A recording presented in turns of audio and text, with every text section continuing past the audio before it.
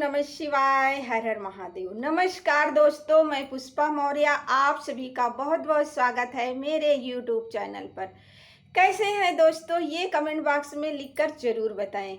दोस्तों, आज के इस विशेष वीडियो में हम जानेंगे जेठ माह कृष्ण पक्ष का प्रदोष व्रत कब है, त्रयोदशी व्रत कब रखा जाएगा, पूजा का शुभ समय क्या रहेगा, व्रत की संपूर्ण जानकारी क्या है, संपूर्ण विधि क्या है दोस्तों, कौन कौन से नियम रखने चाहिए इस व्रत में हमें, और कौन सा मंत्र का जाप करना चाहिए, इस व्रत का महत्व क्या है दोस्तों ये सब कुछ जानने वाले हैं हम इस वीडियो में। तो वीडियो में लास्ट तक बने रहिएगा, पूरा वॉच करिएगा। और जिस किसी ने अभी तक हमारे चैनल को सब्सक्राइब नहीं किया है, चैनल पे पहली बार आए हैं, नए हैं, तो प्लीज़ हमारे चैनल को सब्सक्राइब करें। वीडियो पसंद आए तो लाइक करें, शेयर करें और बेल आइकन दबाना तो दोस्तों बिल्कुल ना भूलें, ताकि आने वाली सभी वीडियो की नोटिफिकेशन आपको सही समय पर मिल जाए।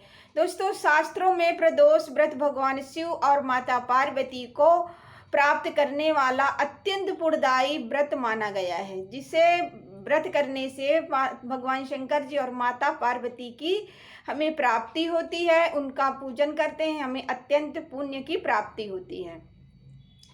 जेठ माह कृष्ण पक्ष का प्रदोष व्रत कब है? अब हम जानते हैं कि ये प्रदोष व्रत आखिर है कब। दोस्तों, पंचांगों के अनुसार जेठ माह कृष्ण पक्ष का प्रदोष व्रत 12 जून 2026 शुक्रवार को मनाया जाएगा। यह शुक्रवार के दिन पड़ने के वजह से इसे शुक्र त्रयोदशी व्रत कहा जाता है। प्रदोष काल का समय क्या है? अब हम जानते हैं दोस्तों, प्रदोष काल का समय क्या है। प्रदोष काल का पूजा का जो शुभ समय है दोस्तों, वो रहेगा सुबह 7:36 से लेकर के रात्रि 9:20 तक इसका प्रदोष व्रत का समय रहेगा। त्रयोदशी का संबंध दोस्तों प्रदोष व्रत से होता है और भगवान शिव जी की आराधना इसी काल में विशेष फलदायी मानी जाती है। इसी समय जो हमारा समय है पूजा का 7:36 से लेकर रात्रि 9:20 तक, इसी समय भगवान शिव जी के आराधना पूजा पाठ करने का फल विशेष माना जाता है, विशेष फलदायी होता है। अब हम जानते हैं दोस्तों प्रदोष व्रत का महत्व क्या है। दोस्तों, प्रदोष व्रत पुराणों के अनुसार प्रदोष काल का वह समय जब भगवान शिव जी कैलाश पर्वत पर नृत्य करते हुए सभी देवता उनकी स्तुति करते हैं। जब कैलाश पर्वत पर शिव भगवान जी नृत्य करते हैं तो समस्त देवता उनकी स्तुति करते हैं। मान्यता ये है दोस्तों कि इस दिन श्रद्धा पूर्वक व्रत और पूजा करने से सभी प्रकार के पापों का नाश होता है और पुण्य की प्राप्ति होती है। सभी प्रकार के रोग, दुख, कष्ट, समस्याएं, बाधाएं सभी दूर होती हैं। विवाह में आ रही अड़चनें भी समाप्त हो जाती हैं। घर में सुख, शांति, धन दौलत की प्राप्ति होती है। दोस्तों, सुख, संतान सुख की भी प्राप्ति होती है। भगवान शिव जी और माता पार्वती की विशेष कृपा होती है, संतान सुख की प्राप्ति है। जिसके संतान नहीं होता उसे संतान सुख की प्राप्ति होती है और भगवान शिव जी और माता पार्वती की विशेष कृपा मिलती है। दोस्तों, प्रदोष व्रत के नियम जान लेते हैं। अब हम इसके नियम जान लेते हैं। प्रदोष व्रत वाले दिन सुबह सुबह ब्रह्म मुहूर्त में उठें, स्नान करके स्वच्छ धुले हुए साफ सुथरे वस्त्र पहने दोस्तों, और भगवान शिव जी का स्मरण करते हुए व्रत का संकल्प लें। दिन भर सात्विक रहें, मतलब गलत विचार न लाएं, गलत सोच न रखें, सात्विकता जरूर रखें दोस्तों, और झूठ, क्रोध और नकारात्मक विचारों से उस दिन सारा दिन दूरियां बनाए रखें। यदि संभव हो सके तो व्रत आप निराहार कर सकते हैं। अगर आप नहीं निराहार कर सकते, संभव नहीं है आपको रहना, तो आप फलाहारी कर सकते हैं दोस्तों। शाम के समय प्रदोष काल में शिव पूजा अवश्य करें, फलाहारी करें या निर्जला रहें। शाम के समय जो मैंने समय बताया है पूजा का, उसी समय में आप शिव आराधना, शिव पूजा कर सकते हैं। और हम जानते हैं शिव पूजा में हमें क्या क्या सामग्री चाहिए, जो हम पहले से इकट्ठा करके रख सकते हैं। देखिए, हमें सामग्री चाहिए, शुद्ध गंगा जल चाहिए, गंगा जल, गंगा मैया वाला जो गंगा जल होता है, गंगा जल चाहिए, शुद्ध जल चाहिए, घी, दही, दूध, शहद, बेल पत्र, धतूरा, फूल, अक्षत, भांग, चंदन, सफ़ेद पुष्प, धूप, दीप, नैवेद्य, फल, पंचामृत, ये सारी चीज़ें हमें चाहिए व्रत वाले दिन पूजा करने के लिए। अब हम जानते हैं दोस्तों प्रदोष व्रत की संपूर्ण पूजा विधि, कैसे हमें करना है संपूर्ण पूजा विधि। तो दोस्तों प्रदोष काल के पहले स्नान कर लें। प्रदोष काल जब हमारा शुरू होगा, जब हमने जो बताया है समय शाम का, वो प्रदोष काल शुरू होने से पहले आप स्नान कर लें और पूजा स्थल को साफ सुथरा कर लें, क्योंकि जब प्रदोष काल का समय है वह थोड़ी देर के लिए रहता है। तो अगर आप नहाने धोने लगेंगे तो पूरा समय उसी में चला जाएगा।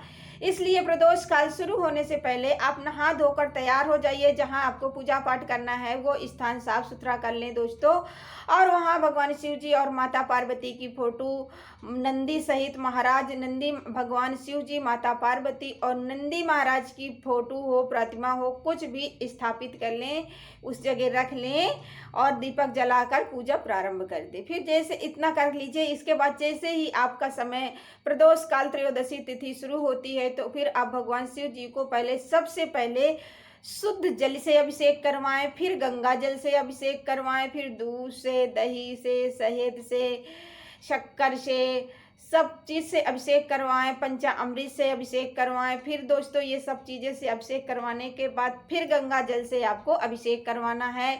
फिर इसके बाद फिर शुद्ध जल से धोना है। फिर उसके बाद आपको चंदन लगाना है, भगवान शिव जी को, माता पार्वती को सिंदूर लगाना है, अच्छा चढ़ाना है, बेलपत्र चढ़ाना है, पुष्प चढ़ाना है, और 3 या 5, 11 जितना भी हो सके आपको बेलपत्री चढ़ा दीजिए, भांग चढ़ा दीजिए, धतूरा चढ़ा दीजिए। और बेलपत्री जब चढ़ाएं दोस्तों तो इस चीज़ का ज़रूर ख्याल रखें, ज़रूर ध्यान रखें कि बेलपत्री चाहे 3 ही चढ़ाएं, लेकिन शुद्ध हो, कोई टूटी हो, कटी फटी ना हो, एकदम खंडित ना हो, बिल्कुल साफ सुथरा हो। चाहे 3 पत्ती चढ़ाएं, चाहे 1 ही पत्ती चढ़ाएं, लेकिन शुद्ध चढ़ाएं, टूटी फूटी ना चढ़ाएं। सब चढ़ाने के बाद आप धूप जब बत्ती जला दीजिए, दीप जला दीजिए भगवान शिव जी का। फिर इसके बाद आप शिव चालीसा पढ़ सकते हैं, रुद्राष्टम पाठ कर सकते हैं, अथवा आप महामृत्युंजय का पाठ भी कर सकते हैं। फिर इसके बाद आप प्रदोष व्रत की कथा ग्रहण कर सकते हैं, सुन सकते हैं।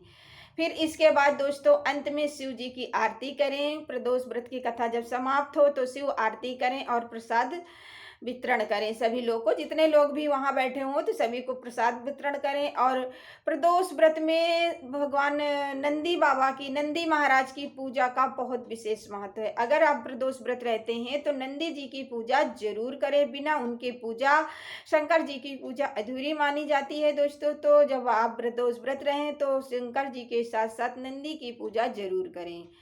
नंदी के पूजा पाठ करने के बाद आपकी जो भी मनोकामनाएं हैं, जिस कामना से आप प्रदोष व्रत रह रहे हैं, वो कामना नंदी भगवान के कान में जाकर अपनी मनोकामना सीधे भगवान नंदी महाराज के कान में जाकर के बोल सकते हैं।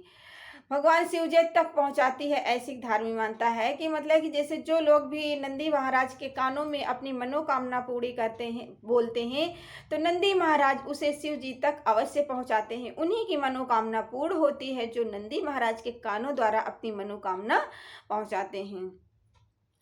फिर इसके बाद दोस्तों महामृत्युंजय का मंत्र कम से कम 108 बार जाप कर सकते हैं। अत्यंत शुभ फल माना जाता है महामृत्युंजय का मंत्र का जाप करना। और मतलब कि जैसे तुलसी माला है उसको भी आप 108 बार जाप कर सकते हैं, या फिर ओम नमः शिवाय मंत्र का 108 बार जाप कर सकते हैं। मतलब कि सब नहीं करना, आप जितने कर सकते हैं, चाहे महामृत्युंजय का मंत्र का जाप करें या ओम नमः शिवाय मंत्र का जाप करें। और तुलसी की माला ले लीजिए, उसके साथ आराम से 108 माला, मोती की माला आती है तुलसी की, उसको ले लीजिए, उसको मंत्र बोलते जाइए, गुरिया करते जाइए, तुलसी की बढ़ाते जाइए, तो आपका 108 बार कंप्लीट हो जाएगा। अब दोस्तों हम एक छोटी सी मैं आपको मतलब संक्षेप में कथा सुनाती हूँ प्राचीन काल की प्रदोष व्रत की। प्राचीन समय में एक निर्धन ब्राह्मणी अपने पुत्र के साथ जीवन व्यतीत कर रही थी। एक ब्राह्मणी थी जो बहुत गरीब थी, उसका पति नहीं था, वो अपने पुत्र के साथ जीवन व्यतीत कर रही थी। वह नियमित रूप से प्रदोष व्रत करती थी और भगवान शिव जी की पूजा करती थी। वो व्रत अपने बेटे के साथ रहती थी और हर प्रदोष व्रत, महीने में 2 आते हैं, सभी प्रदोष व्रत करती, पूजा करती और अपने बेटे के साथ आनंद से जीवन बिताती। एक दिन उसे एक राजकुमार मिला जो राज्यविहीन था।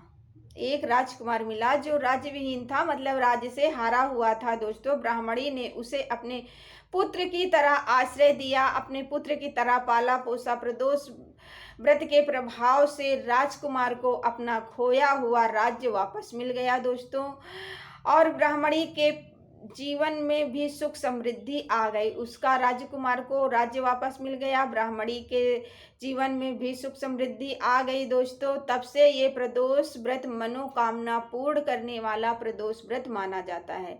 अब हम जानते हैं दोस्तों, प्रदोष व्रत का पारण कब करना है। प्रदोष व्रत का पारण अगले दिन प्रातः काल स्नान करके भगवान शिव जी का स्मरण करते हुए भगवान शिव जी का स्मरण करने के बाद आप पारण कर सकते हैं। पारण करने से पहले दोस्तों शिव जी को भोग जरूर लगाएं और फिर स्वयं सात्विक भोजन ग्रहण करें। भोग लगाएं, फिर उसके बाद आप साधारण सा नॉर्मल सा कोई भोजन जरूर करें।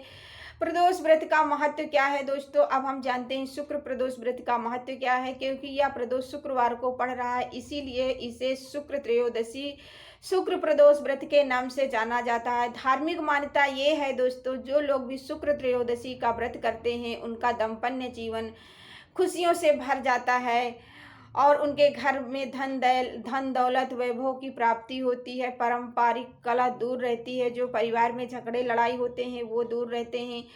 सौंदर्य और आकर्षक में वृद्धि होती है, उनकी सुंदरता बढ़ती है। दोस्तों, धैर्य अर्थ काम मोह चारों पुरुषार्थ की प्राप्ति का मार्ग खुलता है। दोस्तों, तो भक्तों, जेठ माह कृष्ण पक्ष प्रदोष व्रत 12 जून 2026 शुक्रवार को मनाया जाएगा। प्रदोष काल में भगवान शिव जी और माता पार्वती की विधिवत पूजा करें और ओम नमः शिवाय मंत्र का जाप करें। सच्चे मन से मन में अपनी कामना भगवान भोलेनाथ के चरणों में अर्पित करें। नंदी महाराज के द्वारा अपनी मनोकामना भगवान शिव जी तक जरूर पहुंचाएं। दोस्तों, भोलेनाथ के चरणों में अर्पित करें अपनी मनोकामना, आपकी मनोकामना जरूर पूरी होगी। दोस्तों, बोलिए हर हर महादेव। दोस्तों, यदि आपको यह जानकारी पसंद आई हो, वीडियो अच्छी लगी हो, तो हमारे चैनल को सब्सक्राइब करना बिल्कुल न भूलें दोस्तों, और कमेंट में हर हर महादेव जरूर लिखें। ओम नमः शिवाय, हर हर महादेव।